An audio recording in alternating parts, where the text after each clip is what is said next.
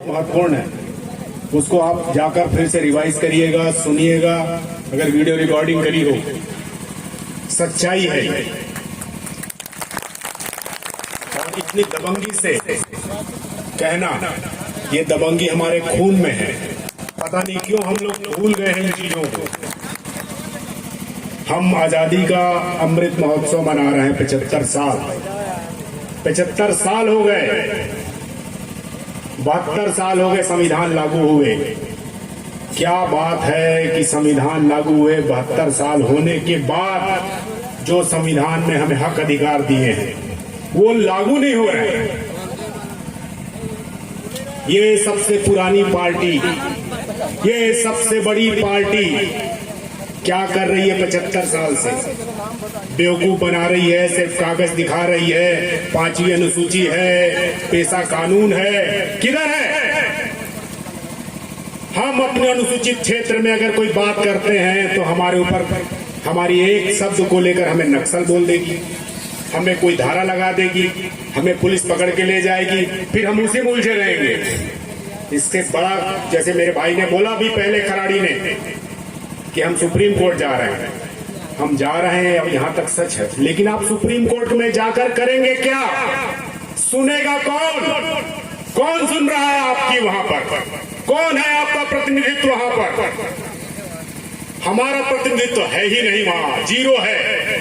जो हमारी सुनेगा नहीं, आपकी तारीख आएगी नहीं। आप खुश होंगे कि हमने तो सुप्रीम कोर्ट में सबसे न्याय की, सबसे बड़ी मंदिर में अपील की। सुनेगा कौन? कोई नहीं सुनेगा। जैसे यहां नहीं सुन रहे हैं, हर चीज गैर संवैधानिक कौन कर रहा है? दिख रहा है। लेकिन किसे गैर कानूनी कहा जा रहा है? हमें। उसी तरीके से वहां बैठे लोग आपकी सुनेंगे। हम परमिशन लेने जाते हैं क्योंकि हम न्याय को मानने वाले हैं, संविधान को मानने वाले लोग हैं। हम कोई आयोजन करते हैं, हम परमिशन लेने जाते हैं, जबकि उसकी जरूरत नहीं है। हमारा क्षेत्र है, हम स्वतंत्र हैं।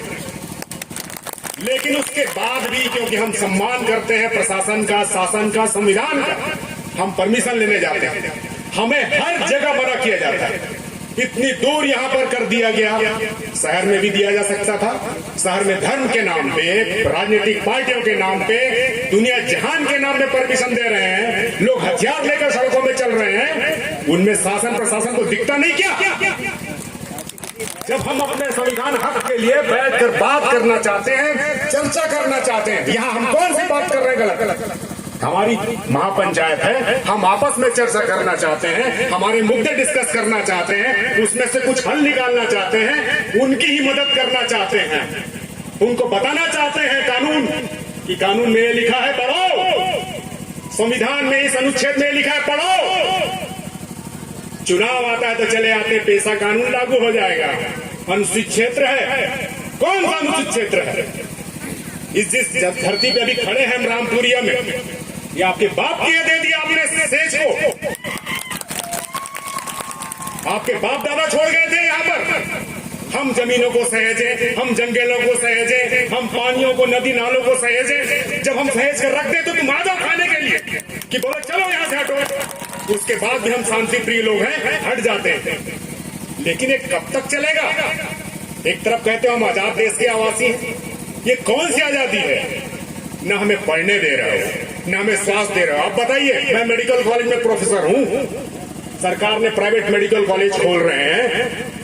कितने अनुसूचित क्षेत्र में, आदिवासी बहुल क्षेत्र में सरकार ने मेडिकल कॉलेज खोला? बताइए, झाबुआ में जरूरत नहीं है, अलीराजपूत में जरूरत नहीं है, मंडला में जरूरत नहीं है, डिंडोरी में जरूरत नहीं है, सीधी में जरूरत नहीं है, सिंगरौली में जरूरत नहीं है। वहां क्यों नहीं खोल रहे? एक एक शहर में, दिल्ली, भोपाल में, इंदौर में private medical college, 6-6, 7 medical college एक शहर में। हमारे क्षेत्र में क्यों नहीं है? सरकारी स्कूलें बंद कर रहे हो आप। हमें शिक्षा से, स्वास्थ्य से, हर चीज से महरूम करना चाहते हो। क्यों? क्योंकि जब तुम फैक्ट्री खोलोगे तो हम सस्ते मजदूर होंगे वहां पे, क्योंकि हमने पढ़ा नहीं, हम कमजोर हैं, हम खड़े नहीं हो सकते, तो हमें एक सस्ता मजदूर बनाकर रखना चाहते हैं। समझिए इसको, अपनी ताकत को समझिए। और जितने लोग इससे पहले इस मध्य प्रदेश की धरती में 47 अनुसूचित जनजाति के विधायक हैं, जो तथाकथित पार्टियों के प्रतिनिधित्व हैं, वो संविधान से गद्दारी करके पार्टी का संविधान मानते हैं। हम चुन के भेजते हैं कि हमारा आदमी है, वहां जाकर वो पार्टी की बात करता है। अरे जो अपनी खुद की बात नहीं कर सकता, जो मंत्री संतरी बन के बैठा है, जो अपनी खुद की बात नहीं कर सकता, तो हमारी क्या बात करेगा? हमने चुन के भेजा लोगों को, वहां जाकर इतनी मजबूरी है, गले में पट्टा आपके बन जाता है। अरे तो छोड़ो उस पट्टे को, आओ इसी समाज में जहां जिसने चुन के आपको भेजा है। तो मैं निवेदन भी करूंगा उनसे, आग्रह भी करूंगा उनसे, चेतावनी भी दे रहा हूं उन लोगों को जो उन अनुसूचित क्षेत्रों से जीतकर जो 47 विधायक जाते हैं, अनुसूचित जाति क्षेत्र से जो चुन के जाते हैं विधायक, हमारे जनप्रतिनिधि, सांसद, अरे वापस आओ, त्याग पत्र दो, त्याग पत्र दो। इसी समाज से तुम्हें फिर जीतना है, वहां पर तुम्हारी औकात है। देखो आप सोशल मीडिया में आता है, सांसद है, बगल में डिस्पोजेबल कप लेके जमीन में बैठा हुआ है, देखते होंगे आप लोग। उसकी क्या औकात बना रखी है आपने? आप बताते हो सांसद हो, आप बताते हो मंत्री हो, आप बताते हो संतरी हो, आप बताते हो राष्ट्रपति हो। राष्ट्रपति हो, मंदिर में नहीं घुसने दे रहे आप। आपके जाने के बाद धो रहे हैं आपको वहां पे कुर्सी में जिसमें बैठ रहे हो। अरे शर्म है ऐसे सांसदों पे, ऐसे जनप्रतिनिधियों पे। अरे कब जब सोते होगे तो तुम्हें शर्म खुद में तो आती होगी, थोड़ी बहुत शर्म खुद में तो आती होगी। आईना देखते हो तो खुद में शर्म आती होगी, मैं कौन हूं यार, हूं कौन मैं? कभी तो लगता होगा गले में सारा पट्टा जो है, गंदा सा पट्टा मेरे लगा हुआ है, जो मालिक बोलता है मैं वही बोलता हूँ, मेरे लोगों को ही काट खाता हूं। अरे मरा हुआ कुत्ता भी नहीं खाता, लेकिन हमारे जो जनप्रतिनिधि हैं हमारे ही खा रहे हैं, हमारा मांस खा रहे हैं, हमारे लिए खड़े नहीं हो रहे। तो मेरा उनसे निवेदन है, उनकी गलती नहीं है, उनको कई बार लगता है कि उनको अपने आप में उनको मतलब प्रोटेक्शन नहीं मिला हुआ है, उनको डर लगता है कि मैं अगर कुछ गलत करूंगा तो ये इनका समाज तो टूटा बिखरा पड़ा हुआ है, कोई मेरे साथ आएगा नहीं, मेरा परिवार क्या होगा, मेरा भला क्या होगा। समाज को भी उनको एक संदेश देना पड़ेगा कि तुम आगे बढ़ो, हम तुम्हारे साथ हैं। यहाँ नारे लगाने से नहीं होता कि फला फला संघर्ष करो, हम तुम्हारे साथ हैं। अरे संघर्ष में साथ दो, गलत है उसको जूते दो, लेकिन बताओ तेरे साथ ही खड़े हैं हम, तेरे पीछे खड़े हैं हम, उसको बताओ। एक आदमी गिरफ्तार होता है तो 10 लोग खड़े हो उसके साथ में, हमारे को भी धारा लगाओ। ये मत बोलो कि चलो ठीक है धारा लग गई, साला बहुत नेता बन रहा था, अच्छा जेल हो गई, अच्छा हुआ कि बहुत साले को चिल्ल पड़ी थी नेतागिरी करने की, जेल हो गई। समाज को खड़ा होना पड़ेगा क्योंकि उसने आपके लिए बोला, अपने आप को रिस्क में डाला, वो भी मजे कर सकता है। तो ये दोनों तरीके से बात है, दो हाथों से ही ताली बजेगी। तो जो हमारे बिछड़े हुए लोग हैं, जो दूसरी जगह चले गए हैं, किसी भी कारण चले गए, 75 साल हो गए, अमृत महोत्सव मना लिया, 75 साल आपने सब मान लिया, सब मजे ले लिए आपने, अब क्या बचा? अब तो समाज के लिए कर दो, कुछ तो कर दो। और जो संविधान में जो लड़ाई जो प्रावधान दिए गए हैं उसको मानने में जो नहीं मान रहा वो देशद्रोही, जो उसको गलत इंटरप्रिटेट कर रहा है वो देशद्रोही। और आपको डिमांड करनी पड़ेगी, हमारे जो और प्रमुख वक्ता जो सुप्रीम कोर्ट से साहब कोलिन साहब आए हैं वो बताएंगे, जुडिशरी में जब तक हमारा प्रतिनिधित्व नहीं होगा, अल्टीमेटली क्या होता है, जब कोई भी छोटा मोटा झगड़ा होता है तो कोर्ट में देख लूंगा, कोर्ट में क्या देख लोगे यार? लड़ने वाला भी उनका आदमी, लड़ाने वाला भी उनका आदमी, फैसला देने वाले भी उनका आदमी, आपकी तरफ से बहस करने वाला उनका आदमी, उनकी तरफ से बहस करने वाला उनका आदमी। तो आपको थोड़ी न्याय मिलने वाला है, मिलेगा क्या? नहीं मिलेगा। तो ये डिमांड ये हमारी तरफ से जाना चाहिए, क्योंकि आप कुछ भी लगाओ वहां सुनेगा ही नहीं।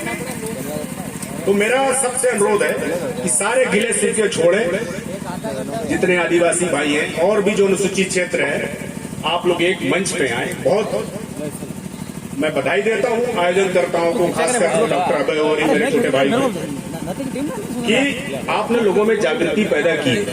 इस जागृति को जो आप नीचे बैठे हैं, खासकर मेरी माँ और बहनें जो नीचे बैठे हैं, अपने बच्चों को बताइए, संवैधानिक अधिकारों को पढ़ाइए, गांव गांव में संविधान की कम से कम जो पढ़ा लिखा है, हफ्ते में एक दिन एक क्लास लीजिए, तो लोगों को बताइए संविधान में क्या लिखा है, पता तो चले।